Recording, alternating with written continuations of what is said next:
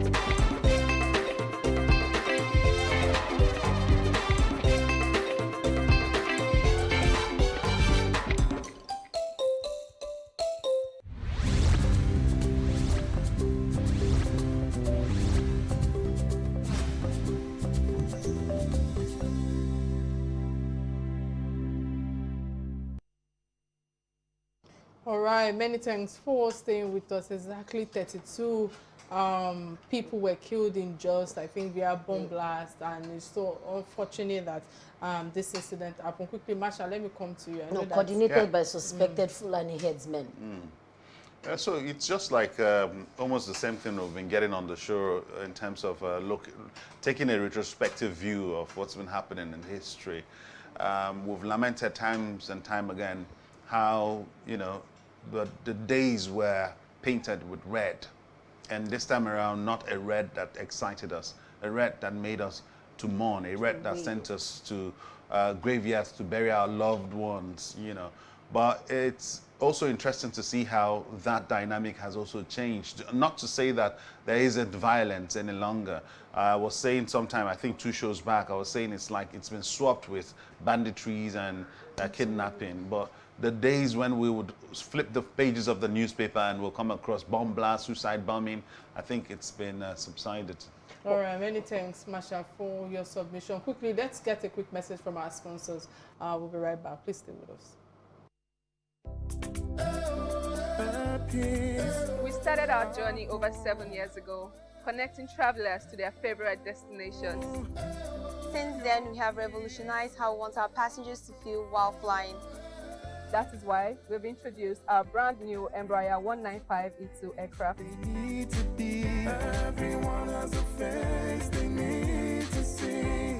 We are on a mission to add new destinations to our ever-increasing fleet. Our Boeing 777 will take you on an international journey. Mumbai, Guangzhou, London, Johannesburg. And now, Airpeace is adding a new destination. On the 1st of March, Airpeace will begin a new adventure to a brand new destination. Join us as we celebrate our first flight to Dubai International Airport. Airpeace flies you from all our domestic routes to Dubai from Lagos at no additional cost.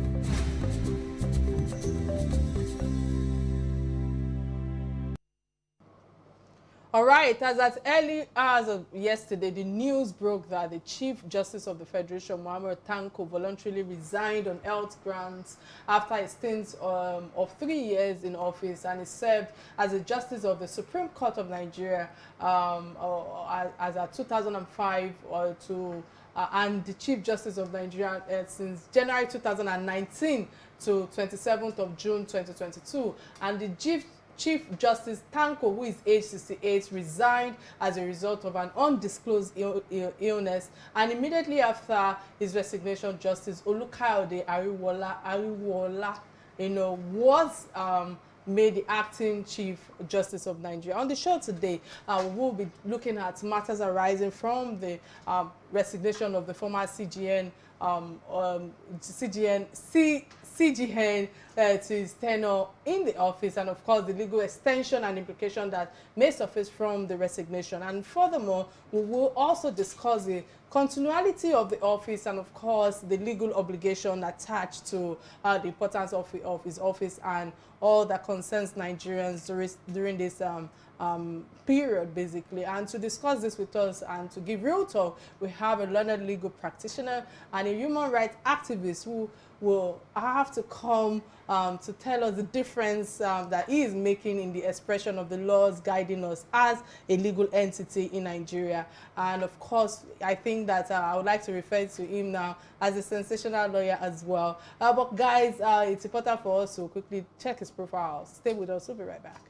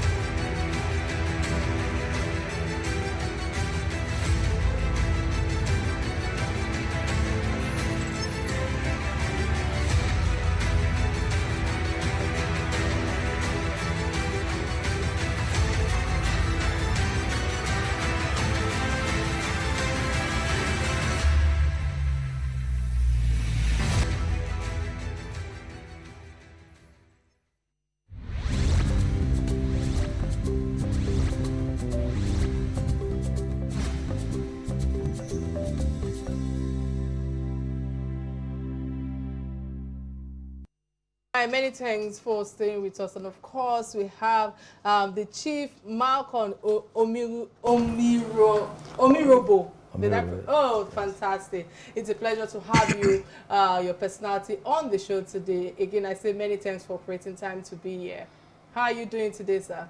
Very well. You look a little bit down. I want you to be A it's little okay. bit alive, all right. All right. All right, let's dive straight to the topic at hand, because I know that the Chief Justice resigned, like I said in my intro yesterday, after a 3 years instance in the office. And I must ask you, as a learned lawyer, and a social critic at that, I feel that I need to ask you, what are your appraisal regarding his contribution to the justice system of the Federation within that 3 year span that he has been in that office, on that seat? What's your appraisal on him?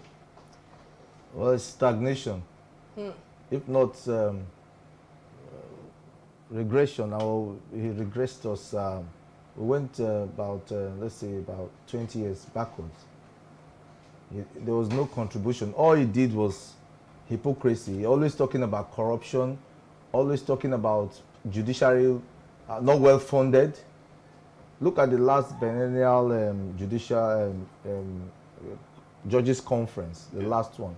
Everything centered on corruption, everything centered on funding. The budget of the judiciary was increased, and it was increased for him and his family, not for the other justices. So corruption, he's the most corrupt judicial officer ever. He came in through corruption, and he went out of office through corruption. Okay. Is this power that brought him there, that took him there, also brought him down? Could this be the reason why a lot of groups are calling on the EFCC to probe him, to arrest and probe him? Well, that's the statutory responsibility of the EFCC. He should be, because you see, a lot of people are taking the country for granted. They feel that, oh, if I refund the money, if I negotiate, that's the end, and that's the problem. There must be deterrent. Okay. People must be punished for offenses. Otherwise, if there's no deterrent, people will continue. Look at the case of the Accountant General. Was it Accountant General? Look at the case of who again? We have ex-Nemasa boss. Nemasa boss. A lot of them on the So if you can give some, then you go. These people need to, in fact, they need to be summarily executed. If I have my way, I'm sorry, I'm a Democrat, but you see, the way we are going about it, we have not reached that stage in our development where you will now say, jail them, do this. In fact, some of them need to be, in fact, punishment, we should go the way of China. Okay, like what happened in China, I was going to come to that. Do you think it can ever happen in this country, or it will take a bit of time? In terms of capital punishments for corruption cases. We can't see beyond our nose. We don't know what will happen. We don't know our new leaders. We don't know what will happen in the future. We are so confused right now. In fact, we are heading towards the rocks. I don't know. It's only we that can save ourselves. And I keep on saying that for one, I'm being carried along because I'm just one person on this election. For me, we need a referendum. We need to sit down and renegotiate our being together. It's not mandatory. But for me, I love Nigeria. I'm a one Nigerian person. I want us to be together because there's so much gain in terms of the strength we have, the number, the economy, and all that. It's a great nation. People say Lord Lugard made a mistake when he amalgamated Nigeria, but I said no. It was a blessing that we have not realized.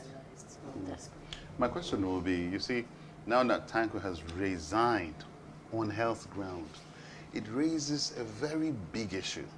When he was being appointed and nominated by the president and he was under consideration by the National Assembly, there were your colleagues who called for his health and his health status to be investigated. They were almost shut down by the louder voice from the federal executive who appointed him, of course, and who wanted him to be there against all odds. Now, the question for me is, that same health ground, that same health status is what is making him resign. Shouldn't some people be called out for it? Shouldn't some heads roll? And that investigation, shouldn't we now go back to the very beginning to say, why was he even appointed if he had this health issue from an issue? Health issue in Nigeria is not an issue. your president has a health issue. Most of the contestants have health issues, so it's not an issue. So this is a country of unhealthy people taking over jobs for young and healthy people. So it's not an issue. So no heads will roll. But I would like to just point out that before Honorable Tanko came, Honorable Justice Tanko became the CJ, I personally, it's on record, I instituted 6 actions against him. He knows. Tanko knows me. He knows. I instituted 6 actions against him to save the judiciary. Nobody answered me. I was urged that based on locus standi. That case is a locus classical. What were those issues you raised? I raised that he's not a competent, he's not a fit and competent person to. I said it, go Google it, you see. I said right from then, that period, I said he is not a fit and competent person to be my CJ. So talking about incompetence, I just feel that, some justices of the Supreme Court are threatened to stop sitting by September if Justice Mohammed Tanko, is not removed as the CJN after accusing me of incompetency, corruption, and the likes. And with what you've said now, saying that there were 6 actions against him that you filed with the former CJN and all of that. I need to ask you, because how well founded are these allegations, so to speak, in quotes, as against the news that he resigns on health issues? And I'm glad that you further elaborated on the fact that everybody have health, even all of us on this table, one way or the other, we have 1 or 2 health issues, so that shouldn't be a problem. But how founded are these allegations against him, instead of the health issues that they are trying to push the narrative out there? Well, I have privilege of reading the letter by the complaints of his learned brothers. The allegations levied against him are far-reaching, very, very far-reaching. What are they? That he is holding on to monies for funds for common internet facility, diesel. He's not giving them. Imagine this. That is, he's not a good administrator. No, but he has said that the funds are not there, and the judiciary cannot continue to foot those bills. It's not true. Under Tanko's administration, I'll tell you what, he enjoyed the benefit of the president. I know that the budget for the judiciary rose up. It did. He kept that money for himself and his family. One of the complaints is that he refused the justices to go on trips, continuing education courses or things like trainings and all that, and vacations and all that. But he and his family, his entourage of over 40 children, they all went. So he kept that money to himself, and now he has resigned, believing that the system will avail him to the fact that they will not prosecute him. They will just say, okay, bring someone, they will forget him. Now, talking about his resignation, I wrote 2 letters, and I know this is one of the pressure that made him to leave. If you look at my interview with Arise Television, I said it clearly that if he doesn't, I wrote him 2 letters under the Freedom of Information Act, yes. And I gave him 7 days as the head of the Supreme Court to render accounts. It's my right. It's your right. I asked him, give us the vouchers, give us the receipt, give us the proof, give us your statement of account of the Supreme Court. I wrote him as the head. Then I also wrote the NJC also to give us an account or evidence of money received from the federation account and amount dispatched to all the heads of court, because the constitution makes it very clear that once the judiciary or other agencies put their expenses for scrutiny and it's being scrutinized by the president sends it to the assembly, and the assembly approves it. It now appropriate it. Then it comes back and say, okay, the money that is standing to the credit of the judiciary is being passed to the head of. No, it's being passed to the NJC. Then NJC disburse it to every head. So we are now saying, NJC, tell us how much you received from federation account. Tell us how much you disbursed. Then you, Honorable Justice Tanko, as the head of the Supreme Court, tell us how much you received and how you spent it. Which is supposed to be yes, for which, transparency. look at these letters. We gave him 7 days. Okay, so referring to these letters that you are holding, because I know that the Nigerian Bar Association president, that's Olumide Akpata, who stated that there's a clear need for mechanism to be put in place in terms of judiciary, in providing for necessary templates for transparency in terms of procurement, in terms of budgeting and all of that. But how can the current protocol of budgeting, so to speak, be readdressed for better transparency, knowing that there's a new acting CJN that is on seat, for better synergy between the people and the administration? How do you think this can be addressed in a proper way for accountability and transparency? Well, my president Olumide is right, but I want to say that the issue of what do you call it, procurement. You see, we like duplicating laws. What's the Procurement Act for? It applies. There's a law already there. We like creating new laws. We have too many laws. The Procurement Act is there. It tells you if you want to buy this, you want to do this. Go through this channel. Bring this is the due process. You mean it, you bid for it, and all that. It's there already. It's there. So it's for us to look at this thing and follow it. There's need for transparency, as the president said. There's need, but again, it boils down to who the person is. Who the person is, the person. In terms of character. In terms of character, in terms of contentment, not being greedy. Why would you hold on to the money that belongs to 16? I mean, how many justices of the Supreme Court? You hold it on to yourself. And you see, one thing that baffles me about the Nigerian judiciary, I'm sorry to say, the Nigerian judiciary, I think they have the impression that they should not speak. I don't agree with them. They shouldn't have spoke. They should have kept quiet. You mean the council? Yes. No, the justices of the Supreme Court, they should have kept quiet. Why did they write? Why did they leak the letter? Who says a judge cannot sue the government? A judge can sue the government. The justice of the Supreme Court can sue the CJ.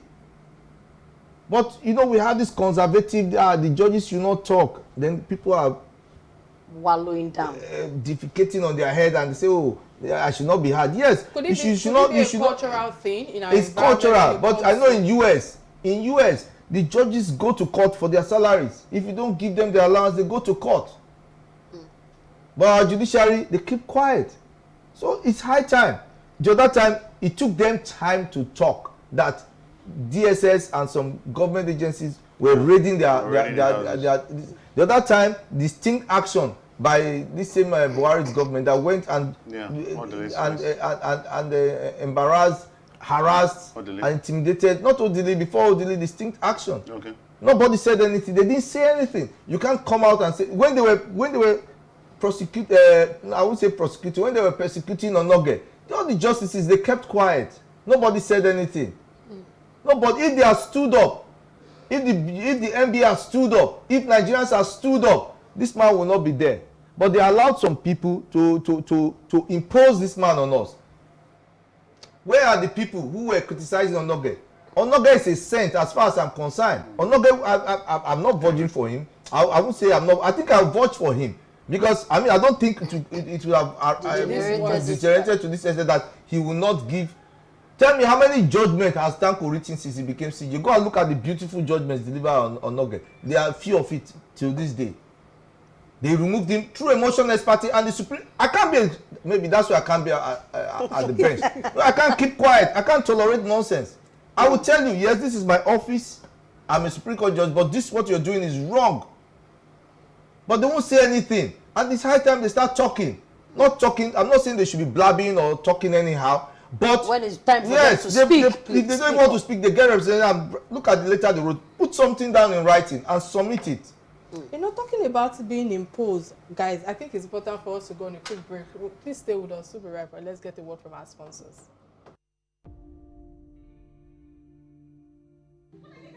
I used to care for the world's opinion. I used to fear their rejection. I used to beg for validation. And I used to wait to be seen. But the fire that burned in me was hotter. And the passion that lived in me had a voice of its own. So I stopped waiting and started to act. I stopped fearing and started to live. And when they thought I'd fail, I stepped into my power. Because my time is now.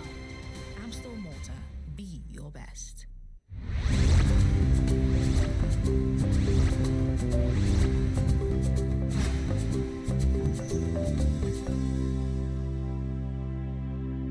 All right, glad to know you're still with us. In case you just joined the show, today's conversation is about the resignation of the CJN and other matters arising, including the affairs of the judiciary and, of course, the mantle of leadership that has been taken over by Justice Olukayode Ariwola. Many thanks for that, David. And again, let me quickly open our phone lines. Remember that you can be part of this conversation by calling our studio number 08098877400, showing on your screen right now. And remember, we're streaming live on Facebook and YouTube page, both on Real Talk Wiki and Silverbird Television. Again, I say many thanks for all your submission thus far. I wish the our listeners or those who are watching us right now can hear some of the conversation that goes on behind the camera when we're on break. But you know, with what you've shared thus far, we can't have you on this seat without asking you this vital question, because as far as I'm concerned, you know, you went global, you know, you went viral, you were trending for, let me use the words on the streets right now, trending, you know, and your recent regalia, I was hoping that you'll be coming to the studio today. I was looking forward to it too. As in your recent regalia to professional engagement is a form of, if you ask me, you know, would I say mockery, so to speak, for people who believe that that shouldn't be, you know, and I feel that will it not imply that it can be a, I don't know, blatant you know, encouragement to violation of professional ethics to other professionals? Because I feel that that move can cause some confusion and some people might feel that it's been watered down. That's my first question. And because I feel that yesterday I also saw some of the trending videos that came with your appearance in the court of law, where Justice Tijani Ringim, right? I don't know, Ringim, yeah, of the Federal High Court in Lagos refused to want to hear two of your cases that you came in terms of appearance in the court to get a adjournment for and all of that. But in reverse, she wasn't ready to, you know, ready to grant you audience. And I would like you to address that particular issue, because as far as I'm concerned, I feel that the judgment or the judge in the courtroom, if you chooses to appear again in that appearance, what does it mean for your cases and your client? More so, some people might feel that that means tomorrow any of the lawyers can come in you know, mechanic attire, so to speak, or some people can decide to say they want to come in their pilot outfit and all of that. And also, even the nurses, what does this mean? What does this, you know, I want to, for lack of a better, I want to call it protest. What does it mean for the legal system? Well, first of all, Justice Ringim, I must commend him for his maturity. Like I said in the Punch interview, I was waiting, when I went to the Supreme Court, I wanted the Supreme Court to confront me, yes. But they didn't. And Justice Ringim was very matured, and I commend him by saying, okay, look, I can't hear you. I said, why? He said, you're not properly dressed. I said, no, sir. My lord, this what your action amounts to, violating my fundamental rights to freedom of thought, conscience, and religion. My lord, you are discriminating upon me, and also you are violating my right to dignity of my person. You cannot tell me not to address you. It is wrong. He said, okay, very well. If you feel that you have a right to address me, that I'm depriving you of your fundamental rights, why don't you address me? Why do you think I should listen to you? Why do you think you should appear in this outfit and I should listen to you? By so doing, he has not violated my fundamental rights. He has given me opportunity to express myself, and we now took a date. And from that point going forward, there will be no need for me to dress like that, because I've been hard. Now, if by the time I address the court and I'm not satisfied with his ruling, I can appeal. You understand? So as it stands, I only acted in line or in tandem with the judgment of the Supreme Court that said that, look, you can allow students to use hijab. What is hijab? Hijab is part of your fundamental human right. No, it's part of the clothing. Religious clothing for the Muslims. For the For the Muslims. Muslims, yes. You understand? And when you even look at it, what is the craze about hijab right now? It doesn't make sense. That's not our problem. Because if you look at the judgment of the Supreme Court, the dissenting judge said, look, these children have not been deprived of their right to education. It should have been a different thing. You are complaining about hijab. You shouldn't, it's not, they didn't stop them from going to school. If they have stopped them from going to school, it's a different thing. If they have allowed, when they were coming to school and they know that this is a mood of dressing, why would they come and violate it? And that is my case. I know that there's a mood of dressing in the legal profession.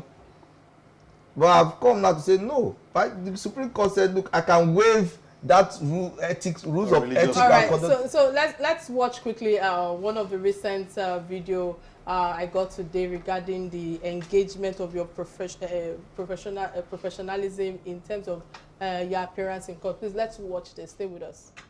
Let me take the dates. You can address you are interjecting. As you come, please, I am an army corps. I'm interested in the manner my learned friend and co-chief has appeared in this court. I refer my lord to Order 45 and Order 55 of the rules. He cannot appear like this.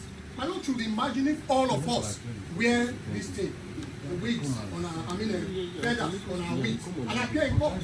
How would it come? So my lord, as an army corps, I am saying that my learned friend cannot appear in court like this because, excuse me, because the rules that governs practice as lawyers is sui generis.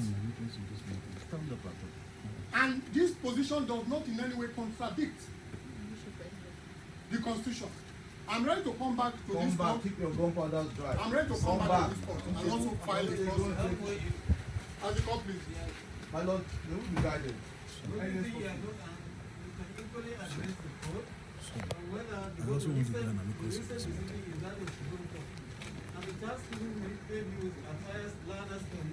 Not the learner. So you can as well address the court whether it still applies. My lord, very well, my lord. We are armed with authorities, my lord. They will be guided, my lord. My lord, sir, if I may. Let's take a date now and come back. My lord, sir, if I may be a friend of the court, amicus curiae, I think another issue that should be actually be determined is whether he can even address the court as in this attire. He should get a lawyer on the next adjourned day to speak on his behalf. I will not. That will be a violation of my fundamental rights. Whether he can even address the court. Don't tell me that. I'm called to bar. I'm not talking to you, I'm talking to the court. Don't tell me that. Yes, whether he can even, whether he can. You are not in the matter. Doesn't matter. Whether he can, we are all stakeholders in come this. on that day and come and whether he can even address the court. Counsel, I give you protection. As the court pleases. Protected that.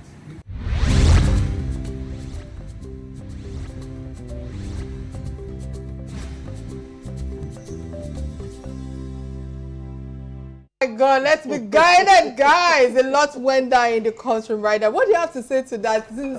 Watching your colleagues, actually come after your mode of dressing. Your mode of dressing. Just put myself in the school. The Supreme Court has ruled that I can wear my hijab, and my colleagues are telling me I should not wear hijab. That's what they have just done.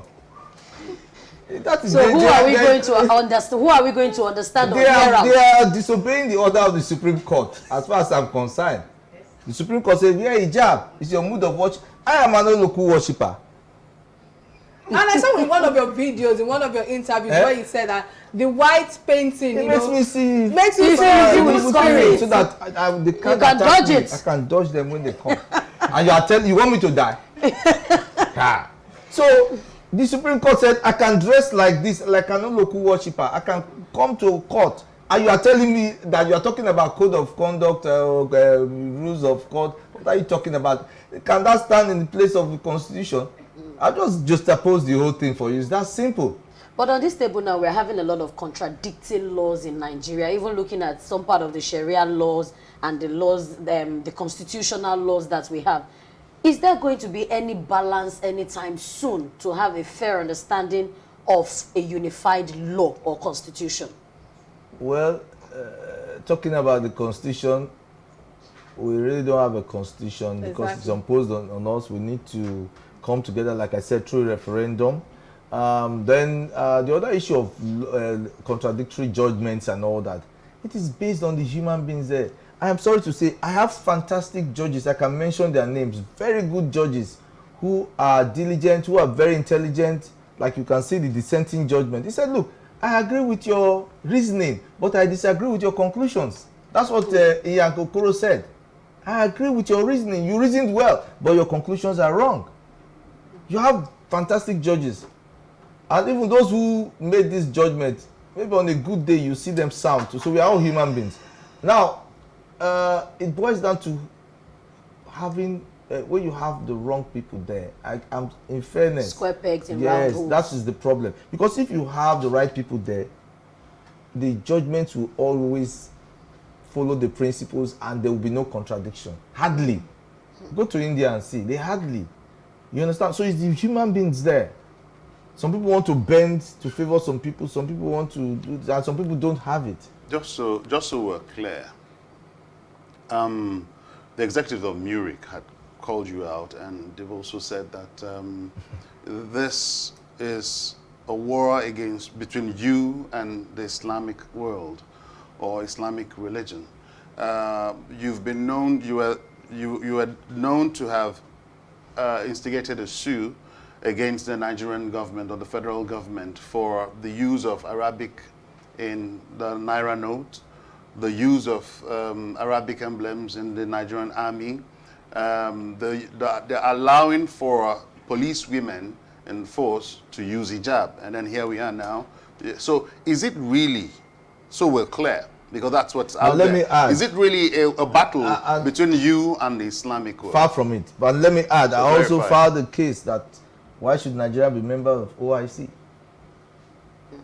Now, another Islamic matter again.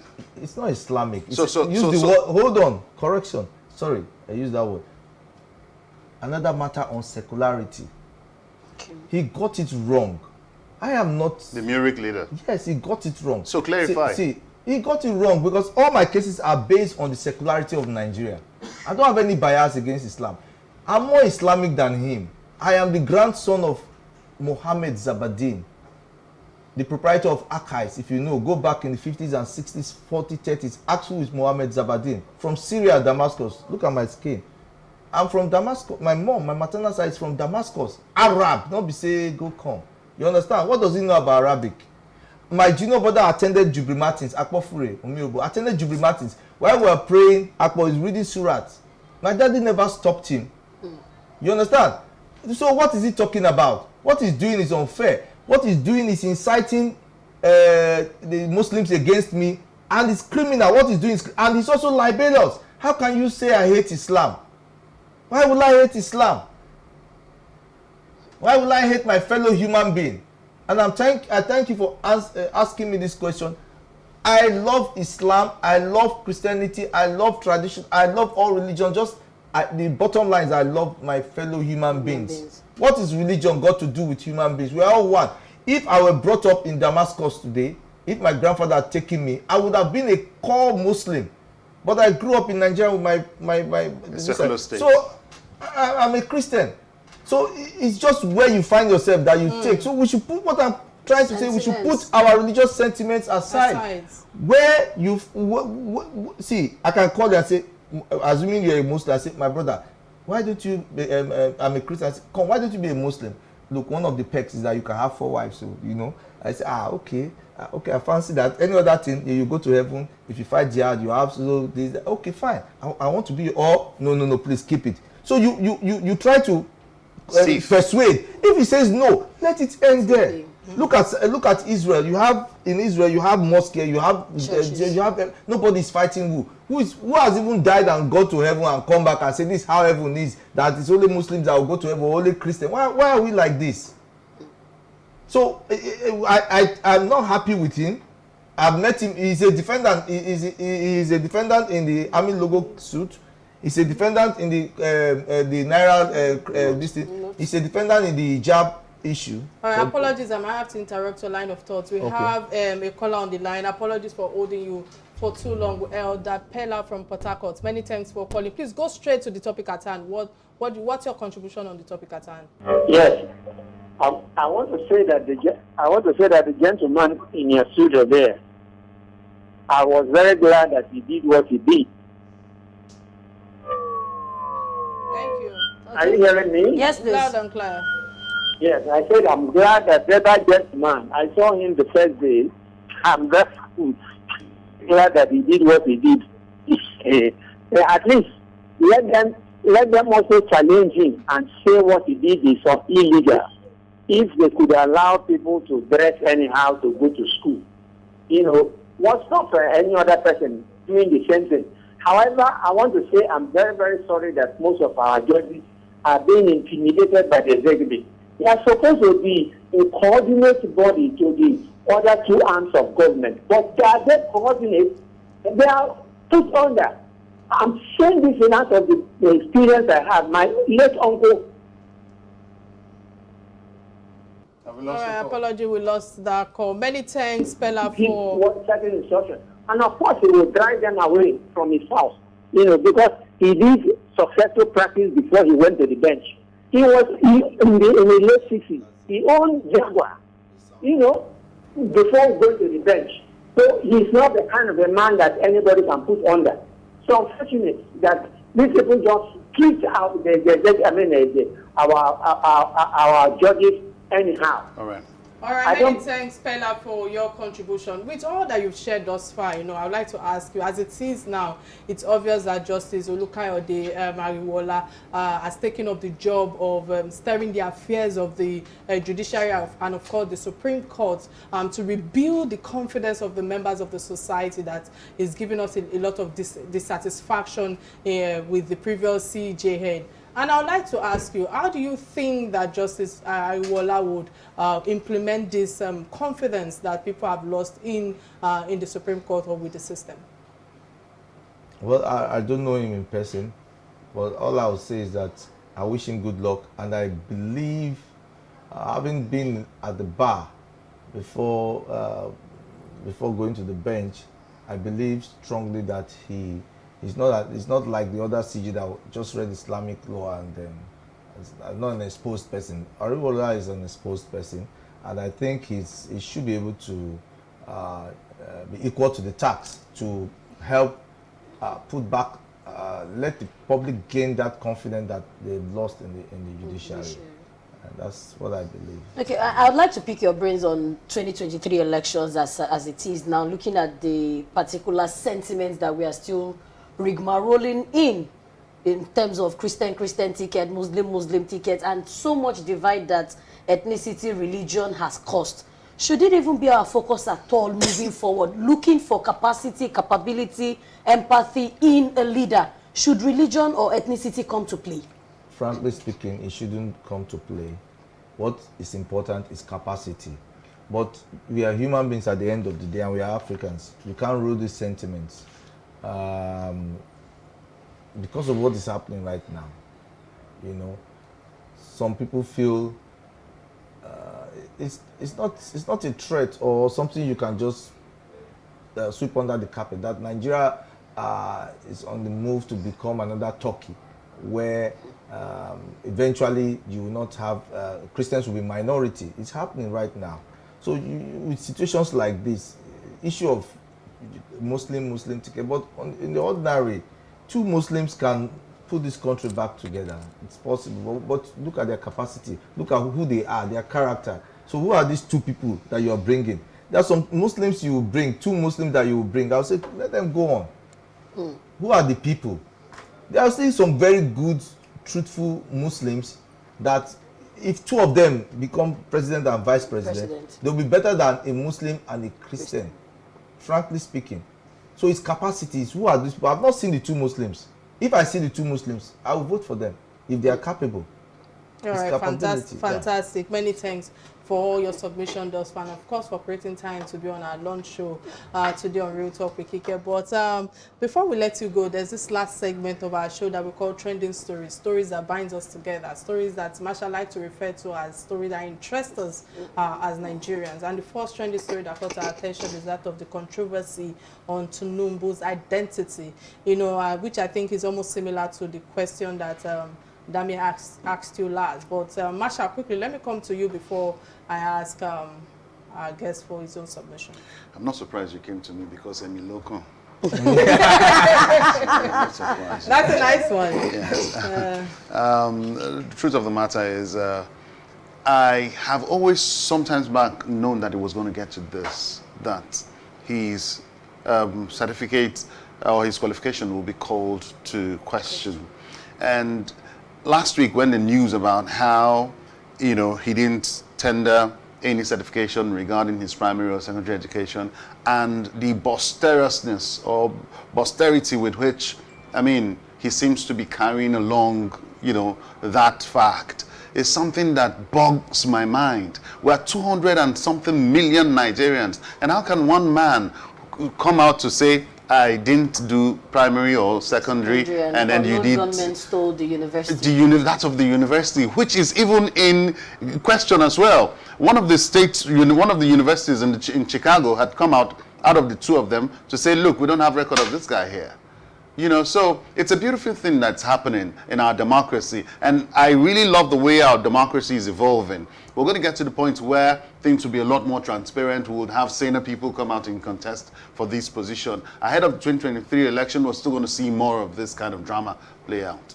All right, many thanks, Masha, for your submission. Let me start by saying that I know Tinubu is trying to be strategic, you know, playing dumb when it comes to the controversy around his age, you know, his name and all sorts. And I feel that, you know, the reason is because he has not put the matter at rest, if you ask me. I feel by now someone like him should have addressed it and put that behind him. However, reverse is the case when it comes to that, and he's, you know, aspiring to be the #1 citizen of this country as a leader to over 200 million people. Should I say over 220, almost 220 million people, Nigerians. So in my head, I'm asking, has he done well in administrative record as a governor of Lagos State?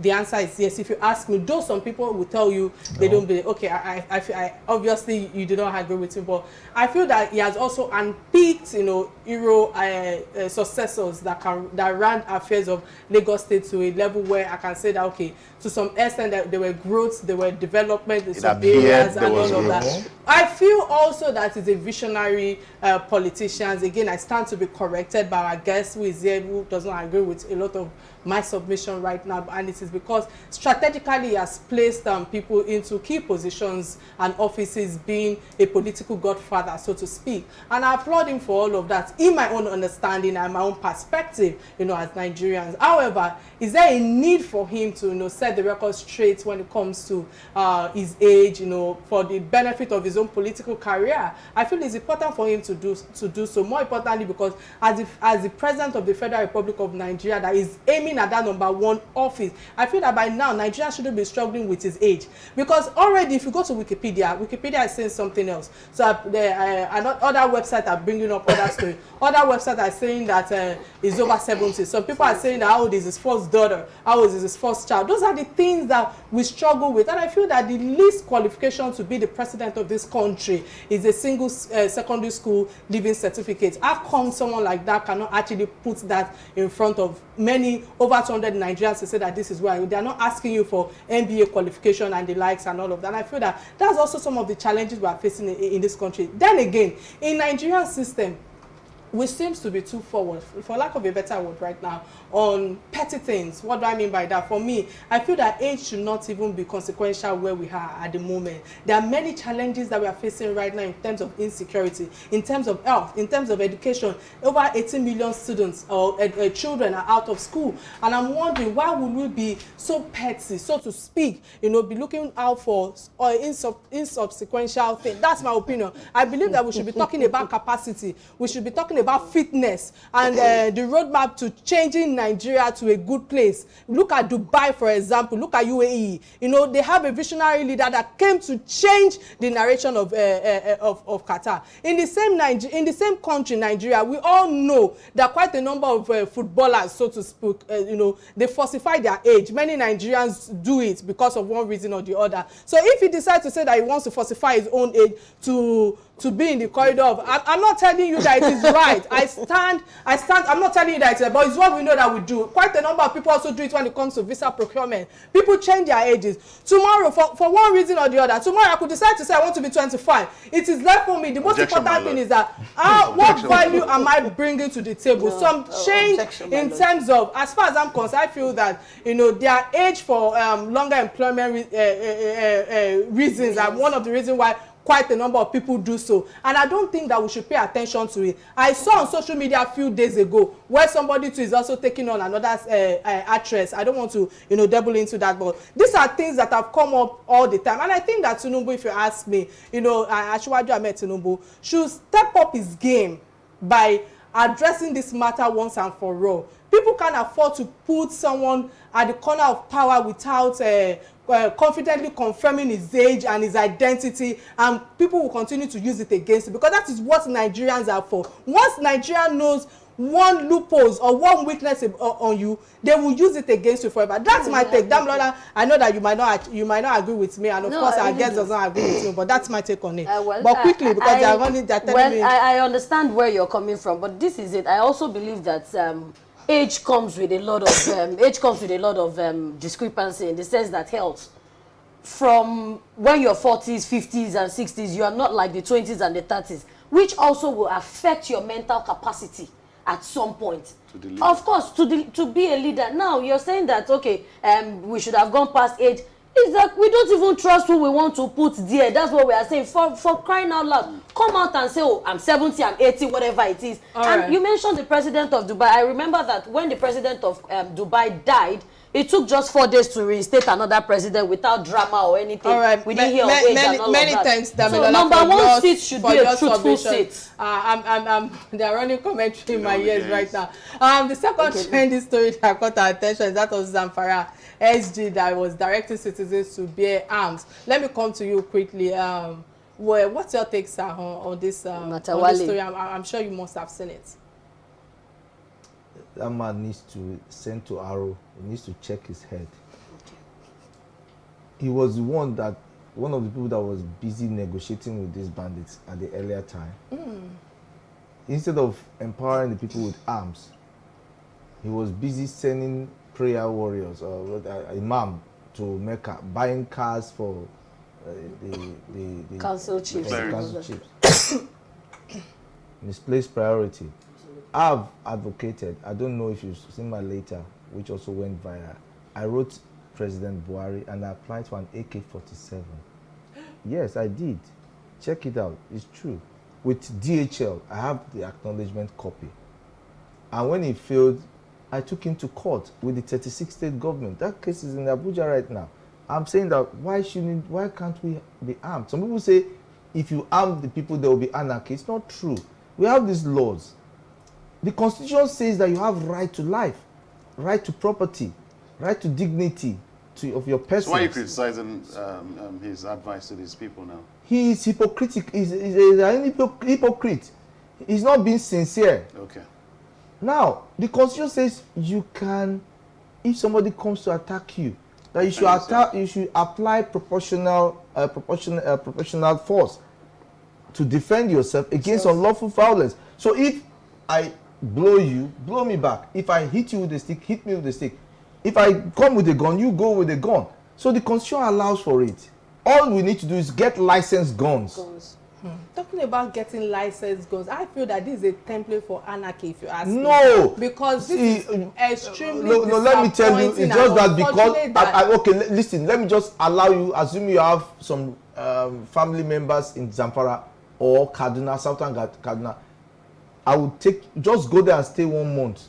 I feel that. No, you just go there and stay 1 month. That you are not even sure you can sleep and close your eyes. And somebody will come as a man. Somebody comes, take your wife, rape her, kill your children, carry the ones they want to carry, steal your and burn your house. And you say, I should not defend myself. Who gave me life? God gave me life. Nobody. No.